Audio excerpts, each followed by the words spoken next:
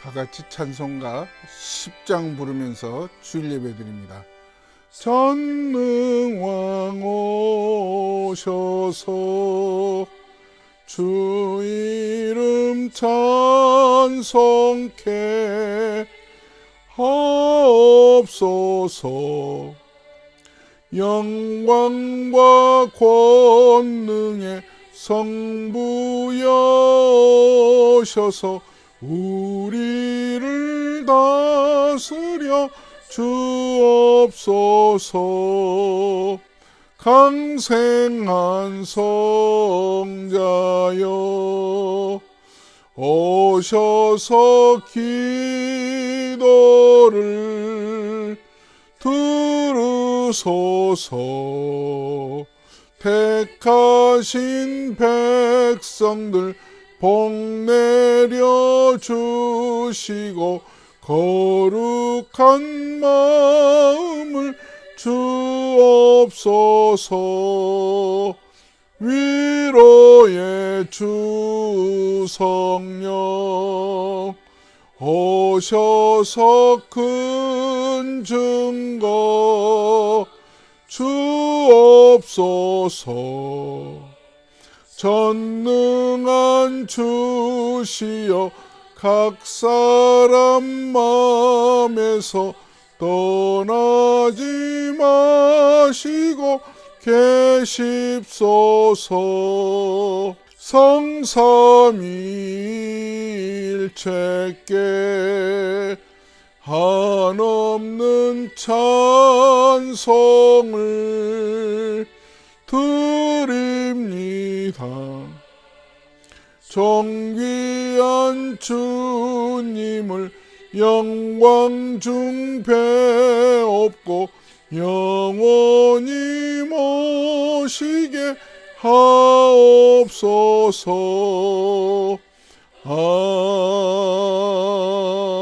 아멘. 하늘에 계시는 주여, 내가 눈을 들어 주께 향하나이다. 여호와 우리 하나님을 바라보며 우리에게 은혜 베풀어 주시기를 기다리나이다. 참 좋으신 하나님, 은혜 베풀어 주시기를 기뻐하시기에 오늘 또 예배의 자리에 그 은혜 힘입어 살기를 원하여 나왔습니다. 전능하신 하나님을 눈을 들어 바라봅니다. 세상의 어느 곳에서도 위로와 참 소망을 얻을 수 없는 저희들에게 참 기쁨과 위로를 주시는 하나님, 오늘도 찬송 가운데 임하여 주옵소서. 말씀 가운데 능력으로 임하여 주셔서 우리의 삶이 황폐하고 외롭고 어디로 문을 열고 나아가야 될지 답답한 저희들에게 새 희망을 열어주시기를 원합니다. 아직도 변이된 코로나 오미크론이 우리의 주변을 침투하고 많은 사람들에게 위협을 가하고 있는 중에 있습니다. 이런 중에도 든든히 주님만 붙들고 나아가 하나님께서 치유해 주시는 은혜를 힘입어 살아갈 수 있도록 인도해 주시옵소서. 살아계신 예수님의 이름으로 간절히 기도드립니다. 아멘. 오늘 우리에게 주신 하나님 말씀 갈라디아서 제6장 1절에서 5절에 있는 말씀입니다. 형제들아, 사람이 만일 무슨 범죄한 일이 드러나거든 신령한 너희는 온유한 심령으로 그러한 자를 바로잡고 너 자신을 살펴보아 너도 시험을 받을까 두려워하라. 너희가 짐을 서로 지라. 그리하여 그리스도의 법을 성취하라. 만일 누가 아무것도 되지 못하고 된 줄로 생각하면 스스로 속임이라. 각각 자기 일을 살피라. 그리하면 자랑할 것이 자기에게는 있어도 남에게는 있지 아니하리니 각각 자기의 짐을 질 것이니라. 아멘. 할렐루야. 오늘 12월 첫 주 예배를 드리게 됐습니다. 엊그제 2021년 시작한 것 같았는데 벌써 11개월 다 보내고 한 달 남짓 남았습니다. 모든 분들이 다 불편한 가운데 힘들게 사셨으리라고 믿습니다. 참 어려웠죠. 코로나로 경제활동이 중단되고 이 일로 인하여서 사람과 사람의 만남이 소원해지고 믿음의 생활도 어찌 보면 이런 가운데 좀 해이된 그런 시간들이 아마 우리에게 있었지 않나 싶습니다. 이런 여러 가지 불편한 그런 생활 환경 속에서도 우리 하나님, 우리를 지켜주시고 보호해 주신 하나님의 큰 덕분에 오늘에 이르렀습니다. 이제 남은 한 달 동안 모두 다 또 마스크 잘 쓰시고 정말 건강 유념하셔서 이 어려움을 모두 잘 슬기롭게 극복해 나가 보십시다. 특별히 이 사도 바울은 갈라디아서의 말씀 가운데서 우리에게 강조하고 있는, 갈라디아 성도들에게 강조하고 있는 말씀이 이제 5장, 6장에 있는 말씀이죠. 실제 신앙생활을 주장하고 있죠. 신앙생활은 이론에 그쳐서는 물론 안 되고요. 꼭 기차 레일이 함께 굴러가야 되듯이 신앙생활도 바른 복음의 기초 이론과 거기에 걸맞는 생활이 함께 나아가야 되거든요. 사도 바울은 갈라디아서 5장에서 핵심적으로 주장하고 있는 게 예수 그리스도를 믿고 그분을 구주로 모시고 사는 성도들의 삶의 방식은 이전과는 달라야 된다. 즉 예수 그리스도를 주인으로 우리의 삶의 주인으로 모신 성도들의 삶의 관점은 성령을 따라 행하는 것이다. 그래서 5장 16절에 너희는 성령을 따라 행하라. 그리하면 육체의 소욕, 육체의 욕심을 이루지 아니하리라. 맞는 말씀이죠. 그러니까 이 말을 뒤집어 본다면 우리가 예수 그리스도를 주인으로 모시기 이전의 삶은 내 삶의 주인은 나였거나 나를 붙들고 있는 마귀죠. 세상의 권세 잡는 그 세력이죠. 그게 죄의 종로로 타는 그런 내 모습을 바람이 불면 부는 대로, 그래서 유혹의 욕심을 따라 썩어져가는 구습을 쫓는 옛사람의 모습이 이전에 성령을 모시기 이전에 내 삶의 주인이었습니다. 그런데 이제 성령이 내 안에 오셔서 나를 좌지우지하기 시작했습니다. 좀 더 내 입장에서 말씀을 풀어본다면 이전에 유혹의 욕심을 따라 썩어져 가는 그런 구습에 휘둘리고 거기에 장단 맞추고 거기에 쉽게 귀를 열어서 귀가 얇아서 거기에 휩쓸렸던 내 자신이 이제 새 주인인 성령님에게 초점을 맞추게 됐다는 거죠. 성령님이라면 어떻게 하실까? 성령님은 내 시간과 내 인생을 어떻게 설계하고 계실까? 좀 차원 높게 눈을 크게 뜨고 영의 눈을 뜨고 귀를 열어서 하나님의 말씀에 귀 기울여 보고 주님의 시각으로 내 인생의 내일을 한번 열어보는 거죠. 이게 달라진 거죠. 왜? 내 안에 주인이 새롭게 자리 잡고 계시기 때문에. 그러다 보면 성령을 따라서 이렇게 행하면 육체 욕심, 내가 이전에 하고 싶었던 것, 그게 어떤 나를 위해서 내 명예나 내 어떤 필요를 채워서 과시하고 싶고 드러내고 싶은 나는 이런 사람이야. 여기에 이제 휩쓸리지 않는다는 거죠. 이게 이제 갈라디아서에서, 특별히 갈라디아서 5장에서 사도 바울이 우리에게 요청하고 있는, 요구하고 있는 성령을 따라 행하는 삶의 모습입니다. 그러다 보면 성령을 따라 행할 때 나타나는 프루트, 열매가, 그 열매를 사도 바울은 5장 22절 23절에서 9가지로 구분해 놓았어요. 이 9가지의 열매는 단수예요. 복수가 아니고.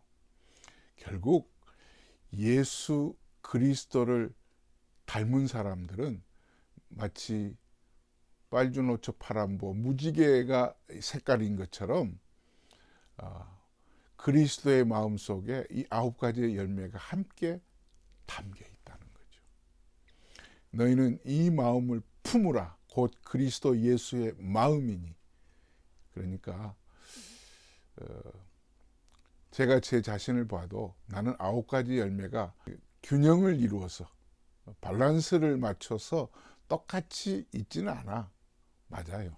그렇지는 않아요. 그러나 무엇가 부족한지 해서 이 9가지의 밸런스를 맞추려고 우리가 열심을 품고 노력을 해야 될 거예요. 아무튼 그리스도의 마음을 담는 사람들에게 나타나는 열매는 이 9가지 열매가 공통적으로 다 맺히게 된다는 거죠. 그 열매가 오직 성령의 열매는 사랑과 희락과 화평과 오래 참음과 자비와 양성과 충성과 온유와 절제니 이 같은 것을 금지할 법이 없느니라. 그렇습니다. 그리고 나서 이제 오늘 6장으로 들어가기 전에 지난주에 한 가지 중요한 부분을 제가 놓쳤어요. 그냥 어찌 보면 쉽게 지나친 것이라고 생각이 되는데요. 잠깐 다시 중요한 부분이기 때문에 짚고 말씀을 이어가겠습니다. 5장 25절 26절 만일 우리가 성령으로 살면 또한 성령으로 행할지니 헛된 영광을 구하여 서로 노엽게 하거나 서로 투기하지 말지니라. 놓친 말씀이 헛된 영광을 구하여라는 말이, 신앙생활은 공동생활이거든요. 신앙생활은 하나님과 나와의 바른 릴레이션십, 그 관계를 지탱하면서 이웃과 사회와 함께 나누는 그런 삶이 신앙생활인데요. 여기서 헛된 영광이 뭘까요? 쉽게 생각하면 내 얼굴 내는 거겠죠.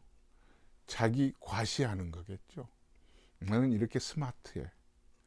나는 이렇게 힘이 있는 사람이야. 추진력 있는 사람이야. 이거 하나님이 기뻐하실 거야. 물론 이 일이 될 수는 있어요. 하지만 급하게 무슨 일을 추진하다 보면 뒤처진 사람들이 있고 따라오지 못해서 불편해하거나 또 마음이 섭섭한 마음을 갖고 있거나 이런 분들이 있거든요. 이걸 사도 바울은 빌립보서 2장 3절에서 이렇게 풀어서 쓰고 있습니다. 보시겠습니다. 아무 일에든지 다툼이나 허영으로 하지 말고 오직 겸손한 마음으로 각각 자기보다 남을 낮게 여기고 각각 자기 일을 돌볼 뿐더러 또한 각각 다른 사람들의 일을 돌아보아 나의 기쁨을 충만하게 하라. 자주 성령을 따라 행하는데도 불구하고 성령 안에서 믿음의 생활을 한다는 분들인데도 헛된 영광을 구하여서 다툼도 있고 겸손하지 못해서 여러 가지 충돌이 있는 것들을 많이 봤어요. 이제 6장으로 들어왔습니다. 공동체 안에서 발생하는 일들. 왜냐하면 각각 다 다르잖아요. 배경이 다르고 출신 성분이 다르고 나이가 다르거든요.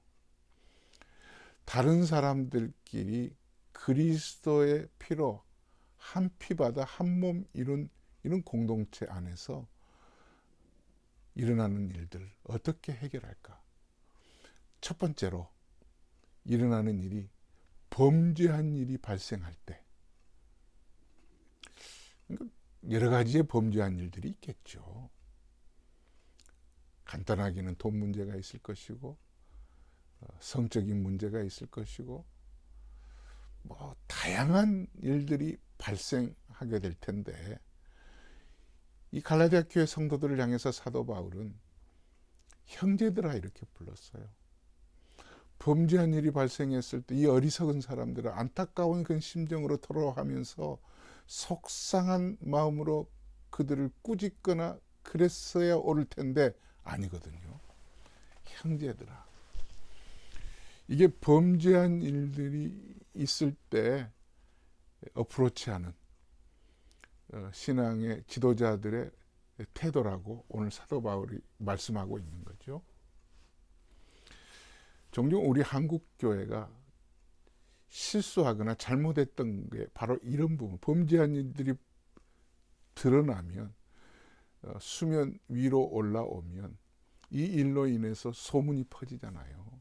그러다 보면은 다른 사람들에게 더 이렇게 확산되게 되고, 또 그럴 때 교회 안에 파당이 생기게 될 때 파생되는 여러 가지 불편한 일들로 인해서 우리는 정말 도마 위에 무슨 생선을 놓고 흑백 논리에 의해서 잘라내듯이 도려내면 된다는 식으로, 의사가 환부를 도려내기만 하면 된다는 그런 이론만을 꺼내서 그들을 매장시켜버리고 교회 밖으로 내치는, 그래서 문제를 그냥 덮어버리는 그런 경향이 있는데, 사도 바울은 그런 접근 방법을 말씀하지 않고요. 다른 방법으로 이렇게 말씀하고 있는 거예요. 무슨 범죄한 일이 드러나거든 신령한 너희는 온유한 심령으로 이렇게 말씀하고 있는 거죠. 그러니까 우리를 지칭할 때 그 문제를 접근하는 구역장, 스몰그룹 리더, 뭐 목자, 목사, 장로, 이 모든 리더들, 주변에서 돕고자 하는 그런 지도자들을 향하여서 신령한 너희라고 말하고 있어요. 그러니까 성령 안에서 새로운 그런 주인을 모시고 사는 너희들이지 않느냐. 신령한 너희는 성령에 사로잡혀서 이 문제를 보고 풀어가려고 하는 그런 열심을 가지라는 거죠. 그러니까 성령님이라면 이 문제를 어떻게 풀어가실까? 하나님이라면 이 문제를 어떻게 보실까? 종종 그러잖아요. 죄는 미워도 사람은 미워해서는 안 된다. 우리는 죄와 사람을 같이 버물려서 그들을 내치거나 그들을 그냥 판단해버리잖아요. 그런데 사도 바울은 온유한 심령으로 어프로치하라고 그런 거죠. 쉽지 않아요. 온유한 심령은 뭐예요? 온유라고 하는 단어 자체가 길들여지지 않는 야생마를 조련사가 시간을 내어서 훈련해 놓음으로 아주 고분고분 주인에게, 조련사에게 아주 온순해진 그런 말을 가리켜서 온유라고 하는 단어를 쓰고 있는 거죠. 그러니까 우리 자신이 이전에는 야생마처럼 세상의 권세 잡는 자에 의해서 좌충우돌하고 살았고, 하나님의 은혜를 조금은 맛보았으면서도 그것이 뭔가 대단한 것처럼 내 방식대로 그것들을 이렇게 첨가해서 주장했던 내가 이제 성령에 사로잡혀서 잘 조련된 그런 태도로 하나님이시라면 어떻게 할까? 이거는 인내가 필요하겠죠. 조용히 참고 또 생각하고 그 문제를 바라보는 그런 그 시각이 필요하겠죠. 그 온유한 심령으로 바로잡으라고 말씀하고 있습니다. 참 사도 바울은 지혜로운 분이에요. 그런데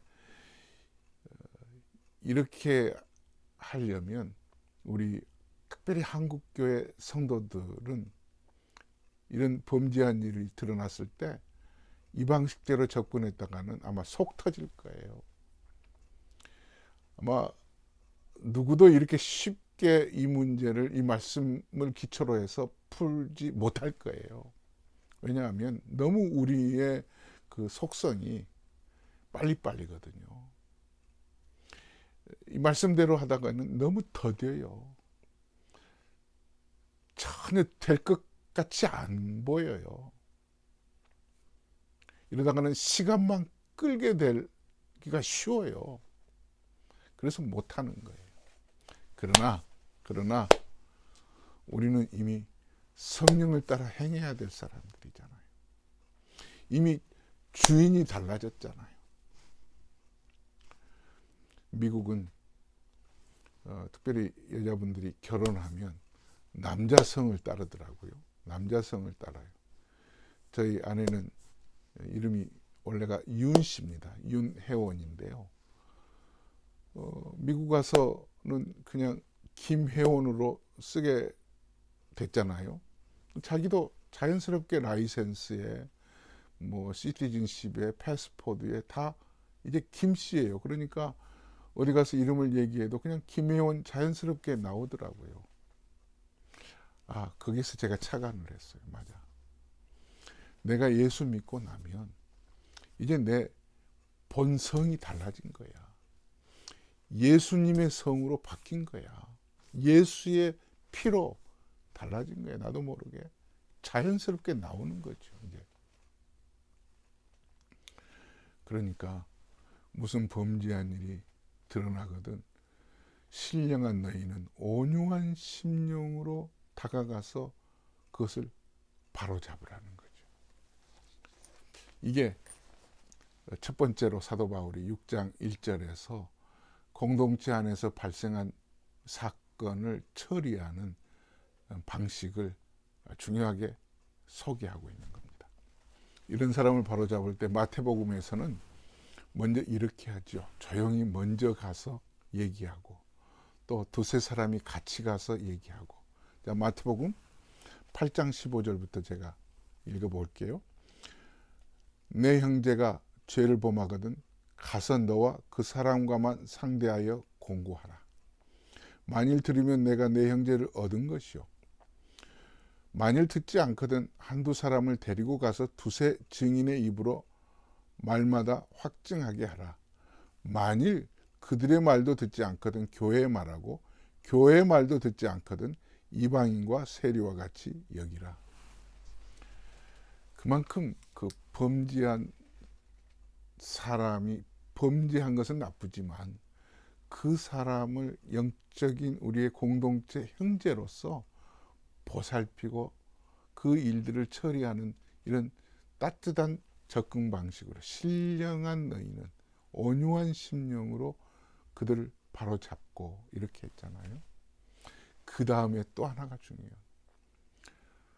너도 그 사람 그 일로 인해서 그걸 거울 삼으라고 말씀하고 있죠.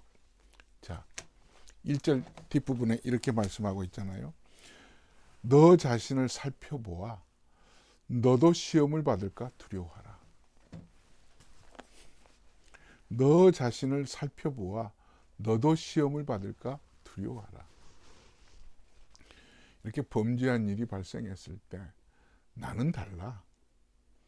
나는 그런 범죄하고는 거리가 멀어가 아니라 그 일로 인해서 반면교사를 삼아라. 그걸 거울 삼아서 나도 넘어질 수 있겠구나 하고 그 유혹이 어떻게 유혹이 오는지 어떻게 이런 시험들이 내게 닥칠 것인지를 예상하고 두려워하는 마음으로 그것들을 나를 살펴보라는 거죠.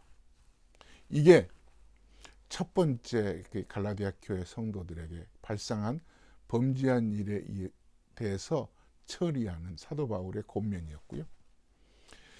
두 번째로 오늘 말씀 나오고 있는데 서로 짐을 지라 이렇게 말씀하고 있죠. 2절 말씀 보시겠습니다.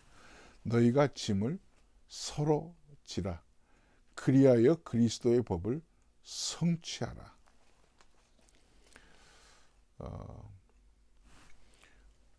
오늘 이제 이 6장 2절과 5절에서 짐이라는 단어가 번역이 똑같이 나오고 있는데 하나는 서로 그 짐을 지라고 했고요. 5절에서는 각자 자기 짐을 자기가 지라고 나오고 있습니다.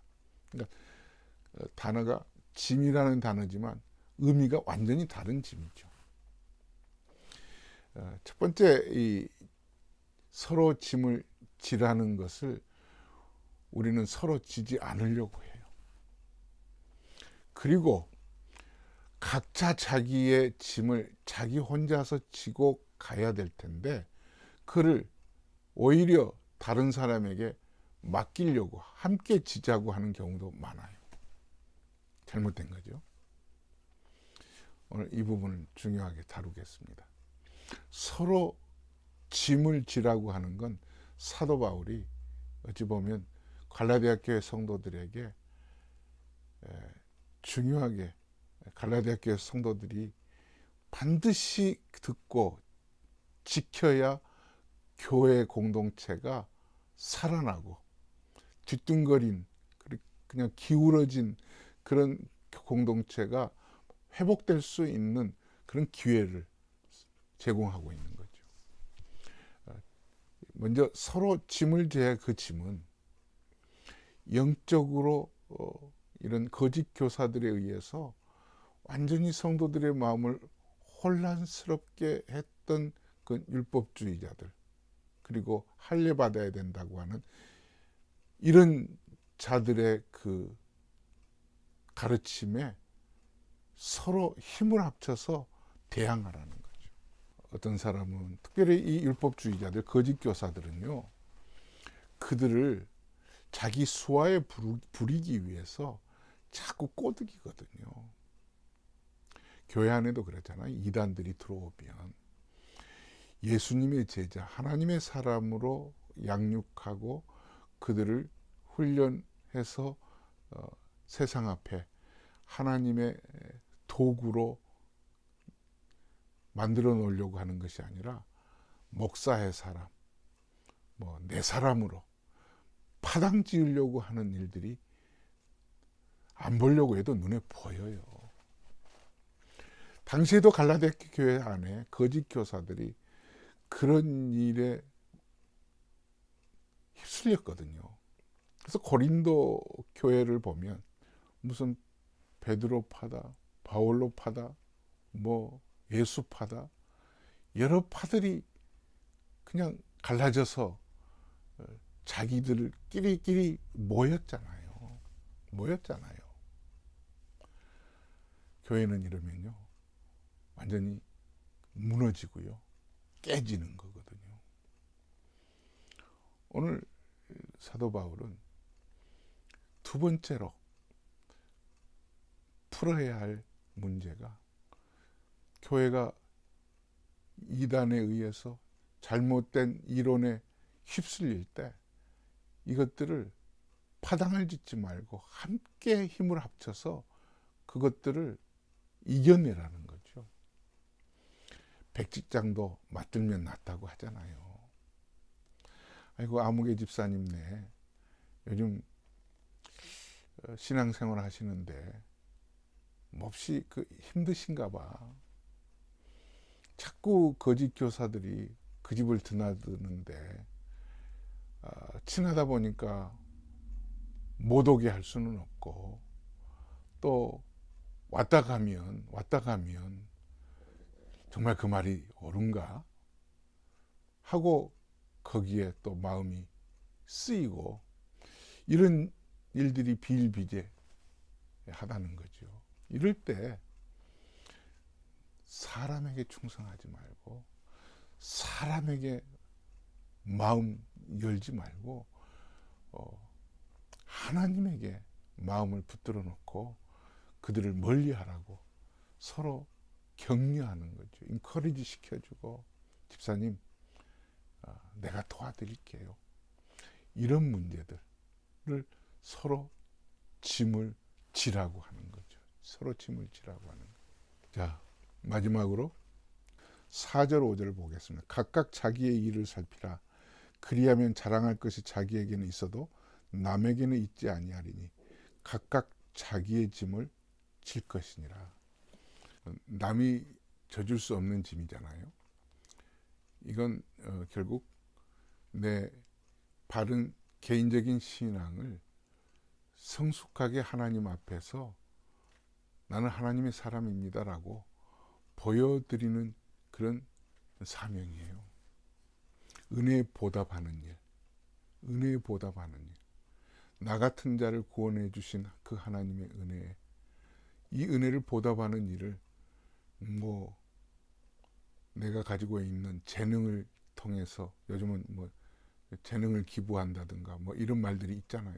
마찬가지로 내게 주시는 달란트로 충성스럽게 하나님을 위해서 드리는 거죠. 이건 다른 사람이 나를 위해서 대신해 줄 수 없는 거거든요.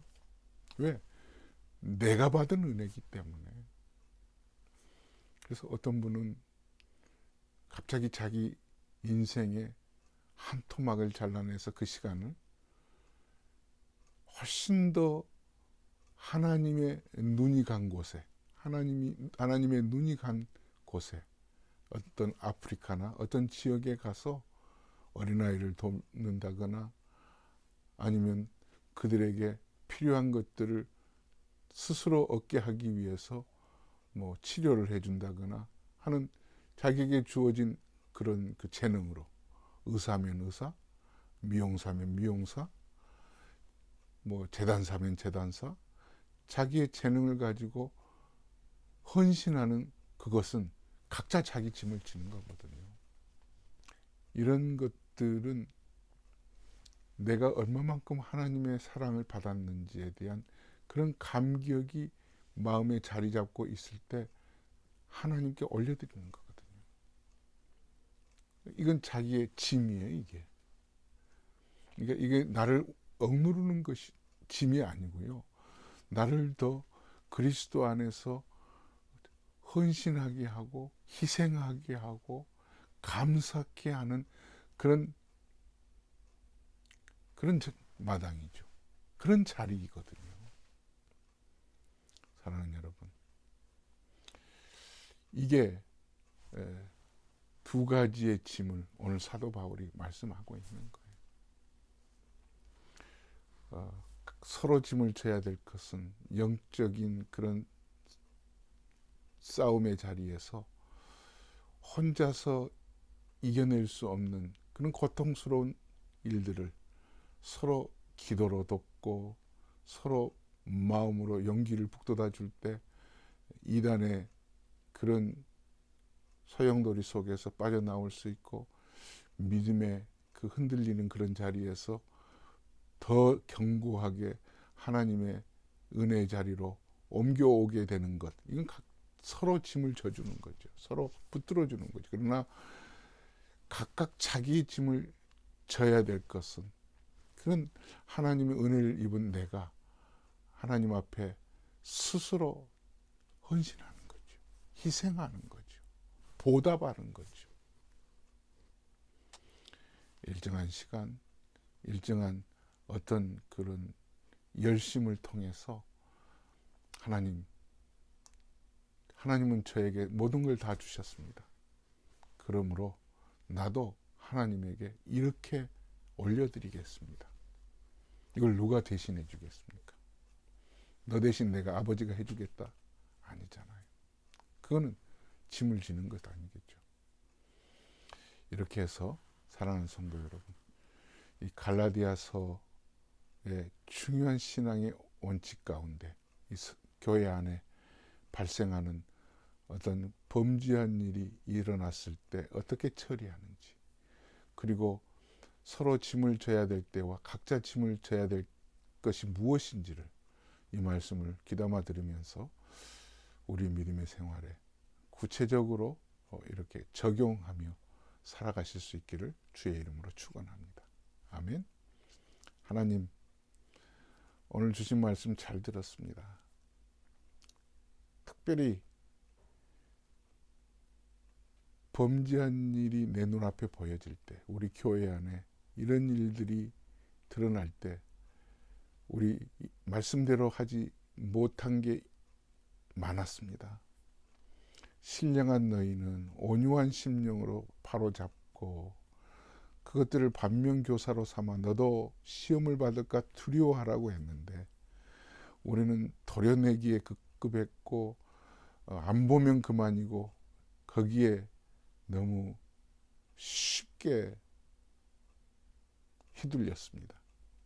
긍휼히 여겨주시고 더디 가더라도 온유한 심령으로, 정말 성령님이라면 어떻게 하실까, 이 말씀으로 저희들이 접근하게 도우시고, 특별히 서로 짐을 지는 것과 각자 짐을 지는 것을 구분해서, 그러나 분명히 교회 공동체가 기울어지고 흔들릴 때 나만 살면 돼, 나는 거기 이단에 휩쓸리지 않아 하고 등 돌리거나 도망칠 것이 아니라, 힘들고 불편한 믿음이 약한 성도들을 위해서 혼신의 힘을 기울여서 함께 돕는 그런 믿음의 사람으로 살아가게 도와주시옵소서.